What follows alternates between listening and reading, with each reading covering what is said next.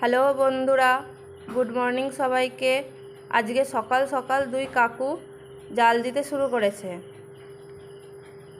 জালটাকে ফেলে দিয়ে এবার জালটাকে টেনে মিলে ধারে নিয়ে যাচ্ছে। নিয়ে গিয়ে এই মাছ পড়েছে।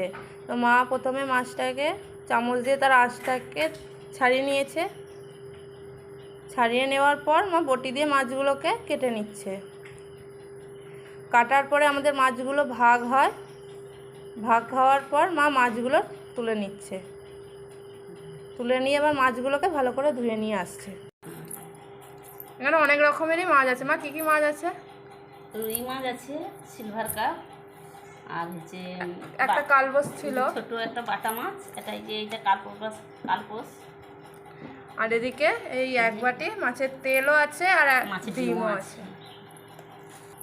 এবার নুন হলুদ মাখিয়ে রেখে দিচ্ছি।